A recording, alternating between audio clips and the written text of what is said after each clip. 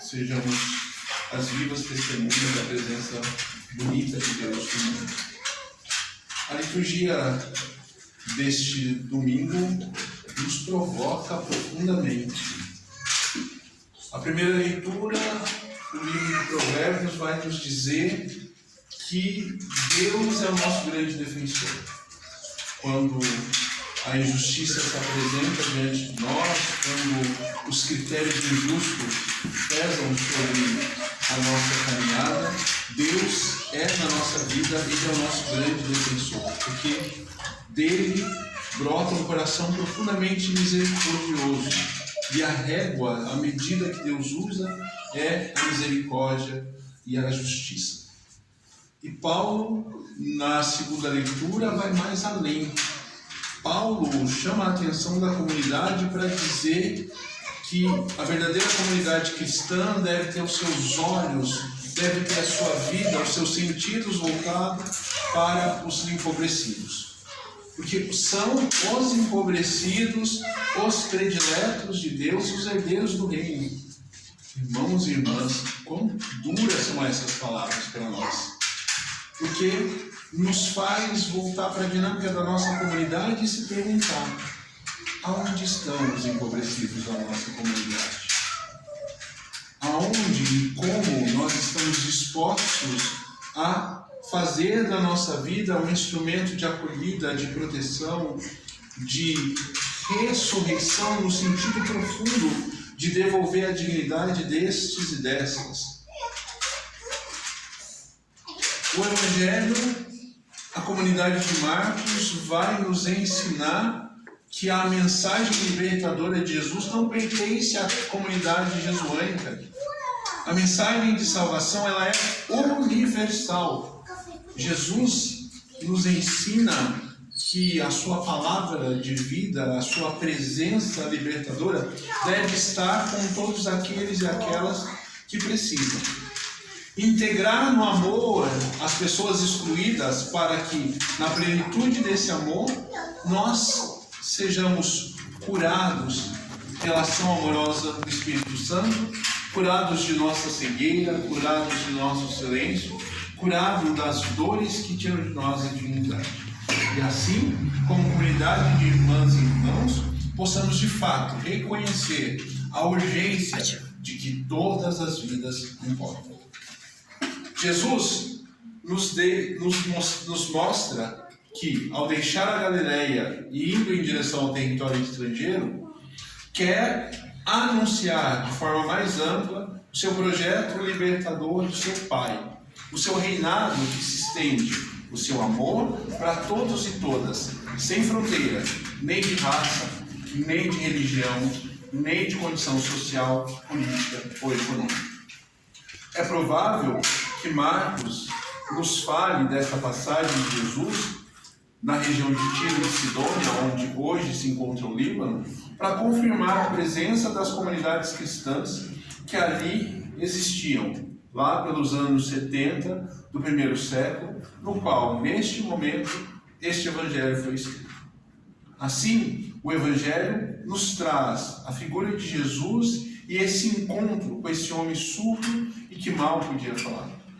As pessoas que lhe pedem, que lhe impunham as mãos sobre o surdo mudo, Jesus, com muita ternura, retira-o do meio da multidão, cria um vínculo pessoal, fraterno, amoroso com este. Jesus toca nele e o cura. Ao utilizar a saliva como instrumento de medicina tradicional e ao tocar na língua do homem, Jesus obedece às normas, desobedece, subverte as lógicas da ordem religiosa. Ele olha para o céu, suspira, invoca a misericórdia amorosa do Pai, como que quem fizesse um grande esforço, e aí pronuncia em aramaico, Efatá, abre-te. Imediatamente os ouvidos do homem se abrem e a língua se solta. O homem começou a falar.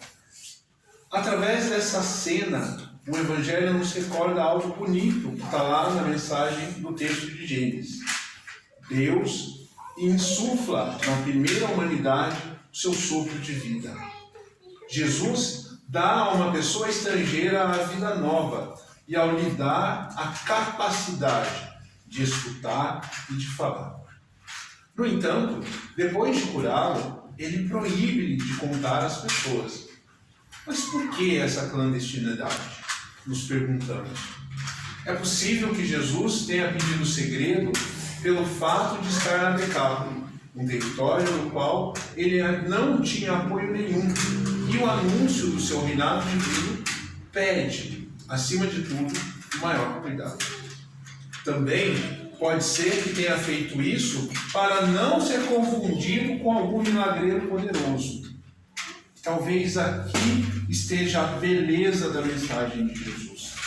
A ação amorosa de Jesus em comunhão com o Pai, movido pela força da Ruá divina, se dá na discrição, a partir das necessidades urgentes dos pequenos. Ela não requer estardalhaço, ela não requer fogos de artifício, ela não requer câmeras voltadas, luzes, holofotes para gerar likes. É uma ação comprometida, radical, que transforma as raízes opressoras, que tira do ser humano a sua condição de dignidade. Até hoje, os ministros fiéis das mais diversas igrejas acham que a expressão da fé é apenas dentro do campo religioso. É algo que é possuído, controlado, trancado entre muros, tijolos ou ornamentos bonitos. Não, Jesus nos ensina, nesse trecho do Evangelho, que a fé profunda se encarna nas raízes da vida, em especial onde essa vida é doída, ferida, machucada. Ao mesmo tempo, Jesus denuncia de forma corajosa esta hipocrisia, esta falta de sensibilidade e de comprometimento com a transformação profunda da vida daqueles que sofrem. Aceitar e comprometer-se com a mensagem amorosa libertadora de Jesus não se limita somente a aceitar a religião, é aceitar um projeto de vida, uma forma nova de ser, de viver e de partilhar a vida, colocando-se a serviço do amor e dos irmãos, onde a centralidade é sempre o ser humano. Porque é nele que Deus age, se move e se revela. É no ser humano que Deus clama a partir de suas dores. Nos lembra o teólogo José Maria Castilho. Permitir que Jesus nos toque e no toque dele, esse toque de transformação, faz com que aquilo de mais profundo que nos oprime possa nos deixar. Pois ele restaura em nós a plenitude de nossa humanidade. Devolve-nos a dignidade de filhos e filhas de Deus, dada-nos com amor no ato da criação. Pois a sua imagem e semelhança, homem e mulher, assim Deus nos criou. O Evangelho de hoje quer nos mostrar que Jesus rompe de forma corajosa e amorosa, primeiro com essa religião vazia que oprimia as lideranças religiosas de Jerusalém e todo o povo. Jesus atravessa o lago, vai ao encontro daqueles que não têm religião, vai ao encontro daqueles que estão à margem, marginalizados, fora, não vistos, não acolhidos. Se encontra de forma livre com outra tradição cultural e religiosa. Esta é a força que move a Boa Nova de Jesus. Ela se faz constantemente em encontro, amoroso, fraterno, respeitoso, que sabe ouvir, que sabe acolher, que sabe, no diálogo, provocar transformação. O que ele fez e continua a nos fazer ainda hoje é curar os males das pessoas que sofrem. Curar uma criança, a filha de uma mulher estrangeira, que mesmo não conhecendo a profundidade da beleza de Jesus, mesmo não comungando da cultura judaica, confia a partir do que ouviu de Jesus. Sabe que se ele quiser, pode agir de forma profunda para sanar a sua dor. Jesus reconhece a imensa fé daquela mulher. E, em nome dessa fé, ele age. Devolve a saúde integral de sua filha. Expulsa demônio.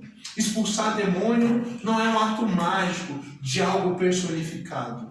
Expulsar demônio é transformar, é tirar o sofrimento estrutural que é posto de forma perversa na vida das pessoas.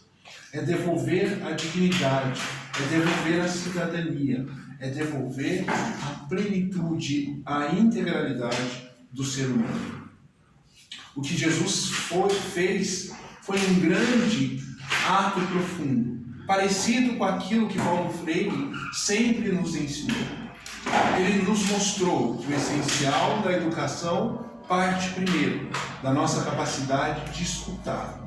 Depois, dar às pessoas, a partir do seu potencial, as condições próprias para se expressar, falar, se comunicar e ser e viver no mundo. Paulo Freire baseou o seu método educativo no diálogo, como o que Jesus fez.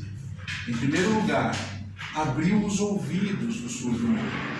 A educação deve abrir os nossos sentidos mais plenos, para que, por meio dela, nas nossas relações, sejamos capazes de ler o mundo, sejamos capazes de escutar, acolher, decodificar e agir a partir dos gritos, clamores, das dores e gemidos do nosso tempo. Para nós, aquele surdo-mudo é um símbolo de uma multidão que hoje, no plano da educação, da consciência cidadã, precisa ser integrada e libertada de sua surdez e mudez. Também este homem surdo-mudo nos faz perguntar: o que hoje cala a nossa voz? O que hoje tira a nossa capacidade de escutar, de sentir, de se comunicar e de se conectar uns com os outros? Graças a Deus, o Brasil e em todo o mundo se desenvolvem organizações da sociedade civil, movimentos populares e outras ações comunitárias que dão voz e vez às pessoas da classe trabalhadora e, em especial, àqueles e aquelas que, sem trabalho, sem teto, sem chão, sem esperança, buscam apoio e sentido para a vida. Este ano, a nossa celebração está inserida no contexto do feriado do 7 de setembro, que nos faz perguntar na memória histórica da independência do Brasil. Independência? Independência para quem? Independência de quê? Os gritos que ecoaram às margens do Riacho do Ipiranga há mais de 200 anos não contemplou os gritos dos explorados e escravizados, das comunidades indígenas e da nossa mátria invadida, grilada e espoliada. E ainda hoje, depois de mais de 200 anos, esta independência vendida como grande ato heróico não abarca a grande maioria do nosso povo. Uma independência que não garante terra, que não garante trabalho, que não garante teto nem dignidade, não é independência. Celebramos neste ano o 30º aniversário do Grito dos Excluídas e Excluídas. Uma ação voluntariosa, corajosa, de homens e mulheres de diversas fés, movidas por um único interesse, para que a verdadeira independência, da plenitude, da cidadania dos nossos irmãos e irmãs pudessem se concretizar. Vida em primeiro lugar é o lema central do Grito dos Excluídos. E neste ano, o Grito dos Excluídos pergunta: todas as formas de vida importam? Mas quem na nossa sociedade, afinal, se importa com essas vidas? É uma ação que, à medida em que se organiza e que vai fortalecendo através da força articuladora dos movimentos populares, no compromisso esperançoso de outras denominações religiosas que bebem da mesma fonte existente que nutre a construção de um outro mundo possível, urgente e necessário, onde devem caber todos e todas sem inclusão. De fato, o mais estranho é que, apesar do grito dos excluídos e das excluídas provocar de alguma forma toda a sociedade, ainda estamos meio que dispersos. Não percebemos os gritos e gemidos e imersos num profundo torpor que nos coloca na mesma condição do surdo mudo. Não conseguimos, ou pior, não queremos ouvir o grito de socorro. E no grito dos empobrecidos, grita também a Mãe Terra, geme, chora, sangra de dor. E nossos irmãos e irmãs continuam morrendo. Uma tarefa urgente de nosso tempo é para que nós, enquanto igreja, é para que nós, enquanto sociedade, saibamos dar as mãos, a fim de acordar deste sono, acordar deste torpor, para que então possamos testemunhar o projeto divino do amor e da justiça ecossocial, para que a vida seja plena, para que a criação seja garantida e defendida em sua integralidade. Esta é a novidade dada a nós por Jesus. No amor, se fazer irmãos e irmãs, para agirmos com coragem profética e solidária, e assim garantir que a vida, de fato, seja plena para todos e todas.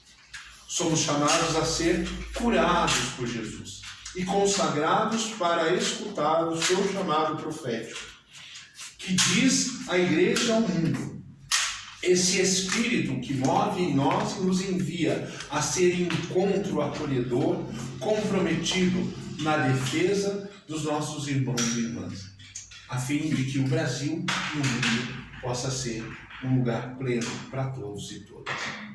É na força do Espírito amoroso de Deus, nele, com ele e por ele, que deveremos agir, coletiva e amorosamente, para esperançar o chamado do tempo da criação. Esperançar na proteção, na defesa e no cuidado francisclariano de nossa casa comum. Como nos provoca, como nos lembra, como nos recorda o tempo da criação que celebramos. Cuidar e proteger bem os nossos biomas, estar próximo das nossas comunidades indígenas, estar próximo dos empobrecidos e empobrecidas. Pois hoje, os nossos irmãos indígenas são os mais ignorados e excluídos de vida e de liberdade. O marco temporal é um crime, é um absurdo jurídico e uma medida de desumanidade que não pode ser aceita por nenhuma pessoa que tenha um mínimo de senso de humanidade. Para todos nós, irmãos e irmãs, o diálogo é o grande instrumento que constrói ponte, laços, nos aproxima uns dos outros, salienta e fortalece as bases da nossa fraternidade. Portanto, se coloca como um desafio a ser vivido, não somente como estratégia de trabalho ou método, mas como expressão de uma espiritualidade cada vez mais ampla, universal, conectada com os irmãos, com a natureza e com a vida. Ou seja, é um caminho constante de aprofundamento, de intimidade divina.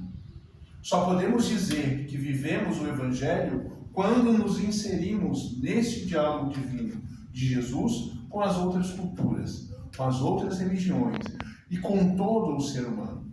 Assim podemos falar com palavras, mas principalmente com a nossa coerência de uma postura de vida alicerçada na bondade, na misericórdia, no respeito e na fraternidade. Desta forma, a profecia do Evangelho do amor solidário, da justiça ecossocial e libertação se materializa no meio de nós, através de nós e a partir da nossa ação.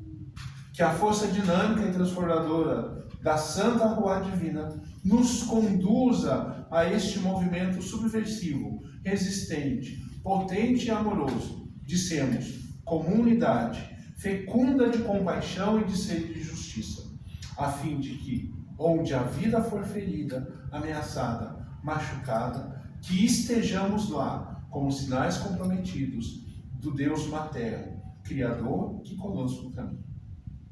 Para encerrar nossa reflexão e nossa partilha, faço memória de um poema do saudoso arcebispo de Olinda, Dom Helder Câmara, que dizia: se tens 1000 razões para viver, se jamais te sentes só, se amanheces com vontade de cantar, se tudo te fala das pedras do caminho, as estrelas do céu, das lagartas que se arrastam, aos peixes dos donos do mar, se entendes os ventos e escuta o silêncio, exulta, o amor anda contigo, é teu companheiro, é teu irmão. Louvado seja nosso Senhor Jesus Cristo. Para sempre seja louvado.